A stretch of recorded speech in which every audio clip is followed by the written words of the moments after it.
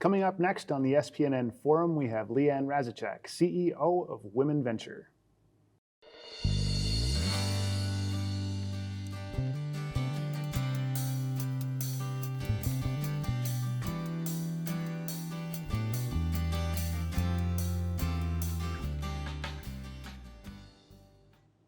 Hi, I'm Martin Ludden, Executive Director of the St. Paul Neighborhood Network, and we are here in the Kwame McDonald studio at SPNN with LeeAnn Rasachak, CEO of WomenVenture. LeeAnn, welcome to the forum. Welcome for having me. Thank you. It's great to have you. So can you tell us a little bit about what WomenVenture is, who you serve, what's the mission? Yes, happy to. So WomenVenture, we are 44 years young. Oh, wow. We are a nonprofit organization based here in the Twin Cities in St. Paul, actually at the Coven. And we focus on supporting small business owners and entrepreneurs. The way in which we do that is through training and development, as well as providing capital access via loans and grants. WomenVenture, in our history, first started out as an organization to help women re-enter the workforce. Today, we're focused on helping women in underserved communities build business plans. Okay. We are focused on helping establishing or rebuilding business credit so that they can be bankable, so that they can continue to grow in the products and services that they provide. We know that when we invest in women, they invest back into their communities. And they are making an incredible impact. And so we're thrilled to share that as an economic development agency, we are a community development financial institution, so CDFI, microlender. And then we are also, through the U.S. Small Business Administration, we are one of 3 women's business centers here in Minnesota. And so we're the only one that's based right here in the heart of the Twin Cities. Where are the other 2? So the other 2, there's northern and southern Minnesota, right? So as we've got the map of Minnesota covered, we're one of 145 across the U.S. So it's a close network that is specifically focused on supporting women and women in entrepreneurship and business ownership. Nice. Yeah. I was curious about, because I know you're based at the Coven. Yes. What's your relationship with the Coven? Is that a formal business relationship, or do you just office there? Or how so we are a client, a tenant of the Coven, and exploring partnership opportunities because they serve a segment of our broader kind of client base when we talk about entrepreneurs. If you haven't been there, highly encourage checking it out. It's a great co-working, co-location space that supports women, non-binary, and BIPOC business owners. You will find solopreneurs, other nonprofit organizations like us, and other small businesses. So it's great for our workforce in that we're still hybrid. Right. Either we're working from home or we're working out in community, but the Covenant offers us a space, a nice landing space for all of us to gather, and gather in a way that is, it's intimate, it's a fun environment, it's very inclusive and welcoming. I've heard great things. And we'll have them on too. Let's talk more about WomenVenture. Sure. So tell us, how did you come to the org? Yes. So I served on the board of WomenVenture for about 4 years. My experience is primarily in corporate marketing, digital, and enterprise strategy. I've always been based in the Twin Cities, and while I served on the board, it was also during the time in which the Twin Cities and the country was experiencing the pandemic, was experiencing a racial reckoning, and kind of all the things that come along during this period of time of transition and I think transformation as well. At my former employer, I led a team of marketers. And then I was also leading employee resource groups, sitting on task force that were advocating for social and economic justice. And that was off the side of my desk. Right. And there was an opportunity. That wasn't your full-time. No, that wasn't my full-time job, but I loved it. And was working from home out of my basement. I've got 4 kids, also as a blended family, and was really thinking about what fills my cup work-wise and where can I make the greatest impact and do it faster. Yeah. WomenVenture had an opening for a CEO. And as I sat on the board, I've known the organization for a long time and thought, I'm going to throw my hat in. The worst thing that could happen is they could say no. Yeah. Right? And then this other piece of, okay, 50% of the job, I can bring strong skill set, strong experience on the business side. I come from a family of entrepreneurs, family and friend circle, and I thought, okay, let's give this a shot. And so I joined the organization in October of 2021. Wow. Yeah. That's a great time to come into a leadership role. And how have you found that? Are you finding in that shift from corporate to nonprofit? Because I think in some ways it's a bigger shift than people think it is. Yes. And in some ways it's not that different. Sure. It depends on kind of what specific thing you're working on. Right. But have you found that ability to kind of pull those levers faster and make that change more quickly in a way that suits you? Yeah, so I think I had made some grand assumptions about where we were as an organization, and WomenVenture, similar to other nonprofit, particularly in economic development, was managing 2 to 3 times the volume of demand to help to support small businesses with COVID-19 pandemic relief dollars, with Main Street revitalization in partnership with other community development financial institutions, other CDFIs, as well as with Minnesota Deed. Yeah. And what I didn't know coming in was just the sheer volume, and then with a small team, level of burnout, right? And then what are the tools and resources and structure that exist to better support? Where I brought in my business experiences around, and what drew me to the organization was knowing that we needed to transform. We need to modernize the way in which we're doing the work, to show up in a way that's culturally competent, to show up in a way that leverages technology so that we make better human connections, right? The business piece of that all makes sense. Yeah. The experience I had. Right. But navigating change, pandemic is still happening, at that point in time was still happening in October 2021, right before Omicron. Yep. Parenting from home, schooling, as parents from home, navigating that, and then having a staff that's doing the same thing, right? And delivering for our clients the type of support that she needs.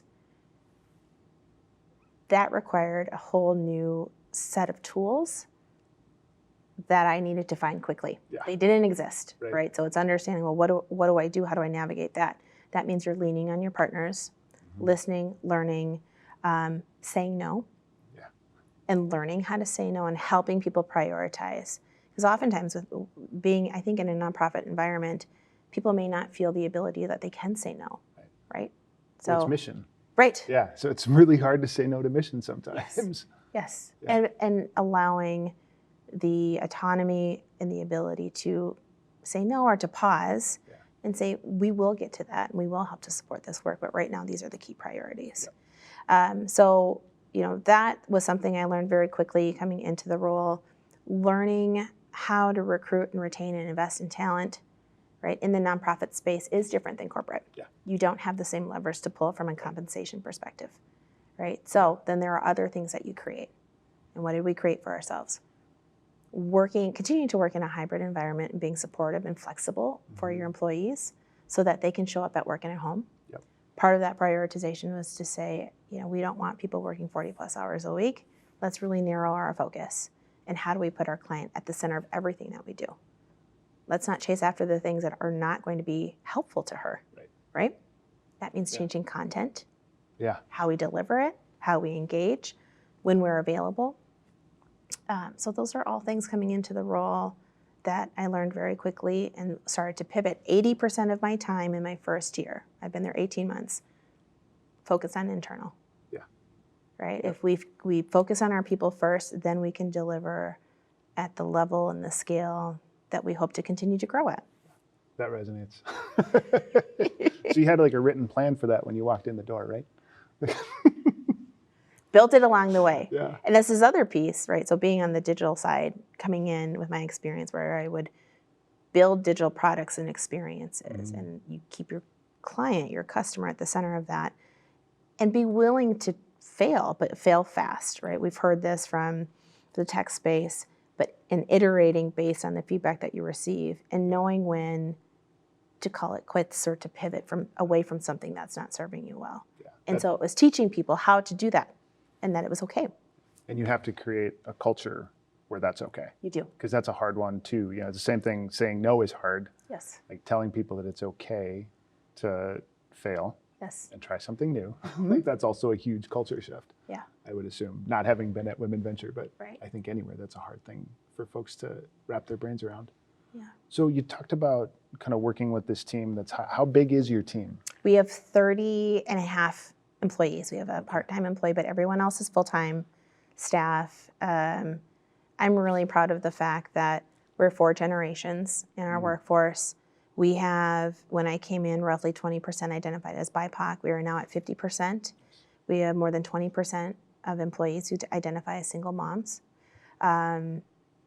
We're diverse, and also the fact that our employees also model our clients, and that we've got a lot of entrepreneurs within the staff and the team. So they're able to apply real-time experience to support our clients as they're also developing and growing their businesses too.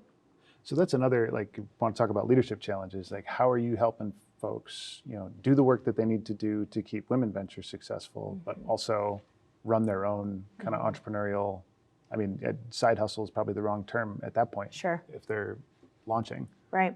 So what we do is, first and foremost, is modeling the behavior, right? So I've got a really fantastic leadership team that's in place with me.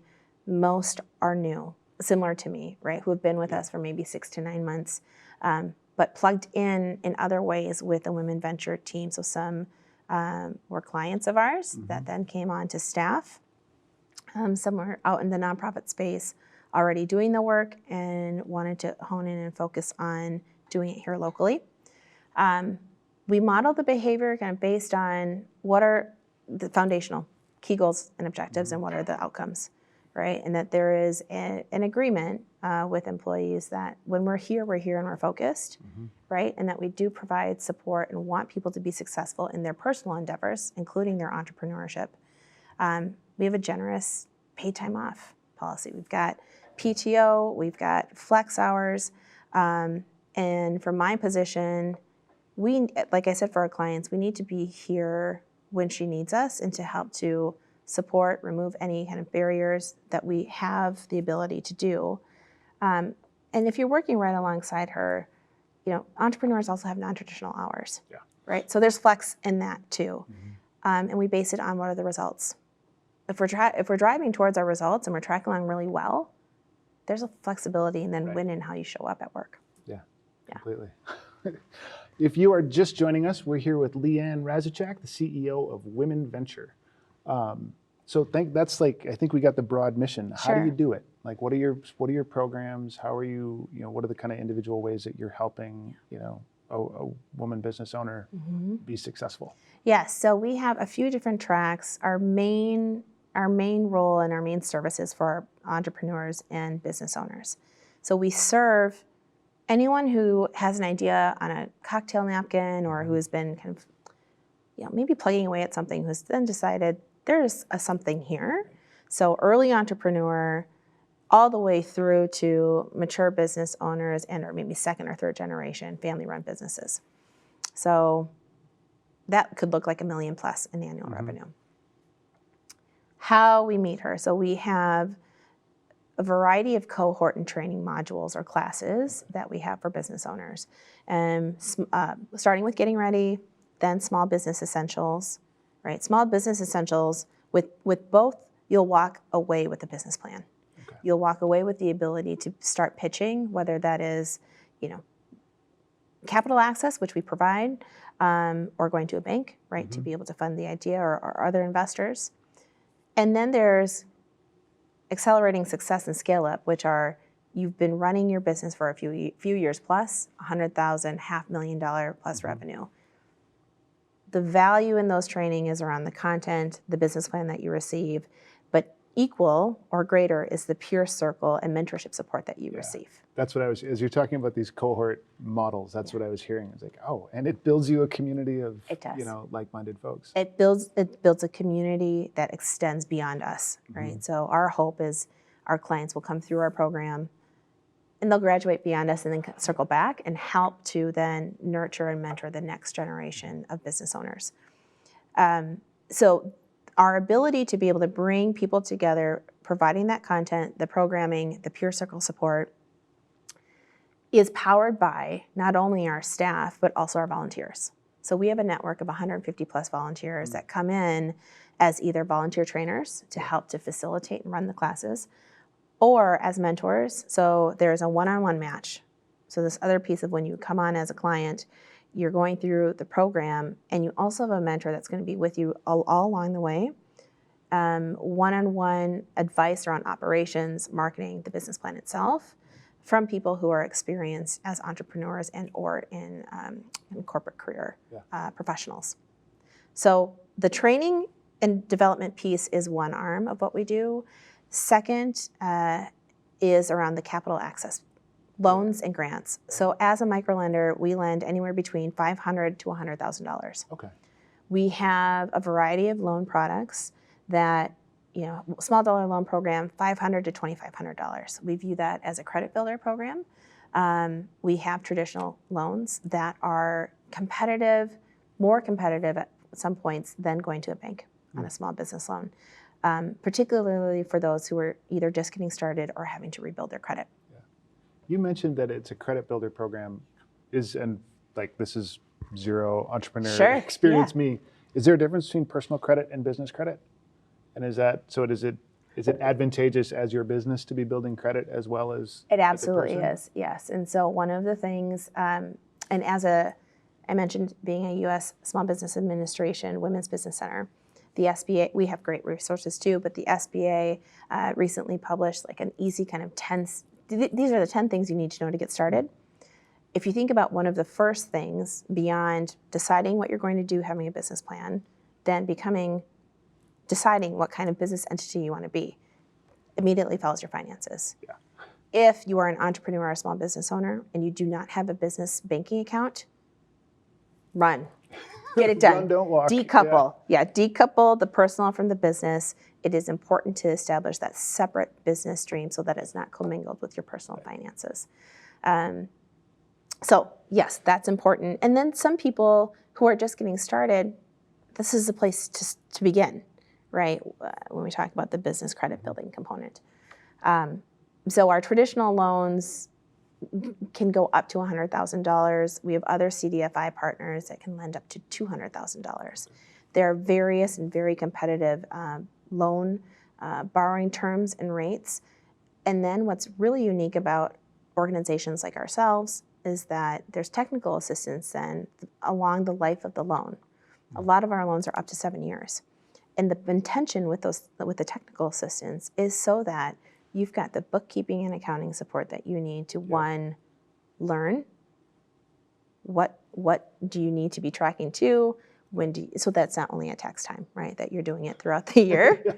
And that you're learning how to do it. And then for some, where your business grows enough, it makes sense to start hiring your own bookkeeper and having someone to go to as an outsource, as a resource for you outside of once your loan terms are finished with us. So, and it's not uncommon where we do have clients that circle back who have other loan or financing options. They'll come back to WomenVenture because they really like the technical assistance support that we provide. Yeah. So, lending is this other arm where, as a CDFI, we are on track to lend out more than $2 million this year, and we'll continue to grow that in subsequent years to come. And then this third lane is around business consulting. So small businesses often are not in a position or at a point where they need to hire a big agency or have the funds to hire a consulting firm. So we're growing the capability around business consulting to provide it at little to no cost. Accounting, operations, HR, and marketing. Yeah. So those are the three: training, business consulting, and lending or capital access. Yeah. SPNN has worked through Propel as a CDFI. Sure. And it was fantastic because they give you get access to the funds. Yes. But then it's in your interest as the CDFI that we pay that loan back. That's right. So you make sure that that the organization stays solvent and is operating well. And That's right. It's been a huge help. Yeah, Kate and her team are fantastic. Yeah. Yeah. I'm curious, like as a small business owner, that $500 to $2,500 range, what does that get you? Like, what is that loan for to get things moving? So we have found examples where people will use that for equipment, right? So if you're, for example, a child care provider, and we'll talk about kind of some of what are our key initiatives, right? In addition to the day-to-day work that we do, childcare is one of them. There is an opportunity for us to add more supply across the state of Minnesota. There are 90,000 plus open slots where childcare is needed, and we've seen an exit of childcare providers here, particularly during the pandemic, for a variety of reasons. One of the things that we've heard from our clients that they need, going back to the small dollar loan, is that they need capital to either get started, to replace equipment, materials, so that could look like new playground equipment or classroom content within a childcare. It could look like, and we serve a variety of industries, so beauty and hair product, right? We've had some people where they do need working capital to float because they're waiting on contracts to be fulfilled. That is not uncommon. And so that small dollar loan is a quick and faster solution than the traditional loan track that we can provide when she needs it. And it helps to establish her business credit. Nice. Yeah. Yeah, that works well. Just with a couple minutes, you mentioned the kind of the key initiatives, especially in the childcare space. What does that look like for WomenVenture? Yes. So what does that look like? We want her to see it as a business, and oftentimes, childcare providers see the kids, the clients first, right, and their families. But that, at the same time, if we're not focused on the business operations and sustainability, we're not able then to make the support of the childcare needs that are required. And so our lane is not around the licensing or the type of content that's delivered, but helping to, through a shared services model, deliver improved business operations for the childcare provider through technology platforms. As I mentioned, we're looking at that internally, but then for the childcare provider, having a solution where there's more automation on the bookkeeping, there's more automation on the communications with parents as one lane, and we're actually going to the state legislature to ask directly for funding to help to support those childcare needs. Additionally, WomenVenture has several clients in the food space, and that could be a cottage food producer, that could be someone that owns a food truck and or a restaurant. We also have a lot of retail clients with national reach. So as we're seeing an continued uptick, particularly from BIPOC clients, there needs to be some sort of common thread to help bring the resources together. We've got a very supportive, dynamic, but also confusing ecosystem of resources. So our goal is providing more training, direct grant and funding support, grants and loans, so that we can support them as they go through the licensing, distribution, packaging, along with other local resources in our ecosystem. So those are two big kind of key initiatives for us. And then over the next few years, it's growing that loan portfolio. Demand is really high for capital access. How do we provide it in a way that's a low interest rate for her, that is not a barrier to being able to land that contract, to be able to pay her employees? And also to be able to invest in product and product development. So as we look at the growth of WomenVenture, it is both around the lending and being able to provide that at a greater pace, direct grant support coupled with loan support. Our classes have primarily, pre-pandemic, were all in person, pivoted to virtual. Now we have the opportunity to offer both. So it's continuing to fuel that. As a trusted women's business center in the Twin Cities and beyond. How can folks find more information about the loans, the grants, the classes, the cohorts? Like where do we find that info? Sure. First stopping point is www.womenventure.org. The website's got a ton of information. The loan application, class schedule, and registration can be found there. We also have an awesome client directory that's on the website. So if you want to support women and BIPOC-owned businesses, great resources of 200 plus, I think, businesses listed there. We invite people to come see us at the Coven in St. Paul. So stop in. WomenVenture is open Monday through Friday, 8 to 5. Follow us along in social. We're on LinkedIn, Facebook, and Twitter. Usual spots. LinkedIn, Facebook, and Instagram. Yes, the usual spots. Nice. And so we are out in community, and we invite you to help to support our clients as well by being patrons of their businesses. Yeah. Thank you. Thank you. This has been a great conversation. We've been here in the Kwame McDonald studio at SPNN with LeeAnn Rasachak, the CEO of WomenVenture. Feel free to stop by and see us again. Thanks for watching.